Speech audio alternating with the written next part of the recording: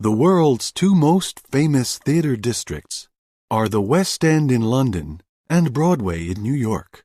Both are names that are synonymous with bright lights, as well as artistic and commercial success.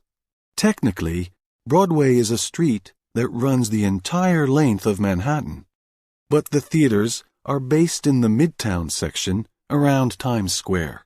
One person who knows a lot about Broadway is Laurent Nahon, an actor, teacher, and tour guide who runs his own company, Laurent Tours. We asked him to explain the history of Broadway. New York City, as an experiment as a city, as a young city, actually began in 1625 when New York was first born. We've always had entertainment. Entertainment has moved uptown as the people of the city has moved uptown, meaning north. The city started at the very bottom of the island of Manhattan and grew from there. And the entertainment did the same thing.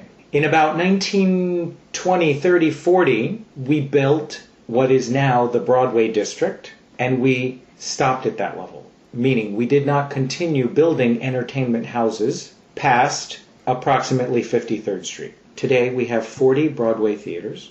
They each have more than 500 seats. The majority of them, more than 30 of those buildings, have more than 1,000 seats. So it's a wonderful phenomenon that happens every night in New York, where we have more than 55,000 people coming in and out of one area of New York City. There are essentially two types of Broadway show, plays and musicals. Musicals have become dominant in recent years, while plays are more common in fringe theaters, either off-Broadway or even off-Broadway. Many theater fans are unhappy about this, but as Laurent Nahon says, the musical is a great American genre. We took the descendants of Russia and the descendants of Italy and the descendants of France and the descendants of Europe, and all of those young people grew up listening to the operas of their parents and their grandparents, and when they were young men themselves, they developed what was right for them, their music, their dance. And that was born into and developed what we now know as the American musical comedy, or the American musical. So when did this happen? Depending on who you talk to, which scholar you talk to, it was in the late 1800s. There was a first musical called The Black Crook.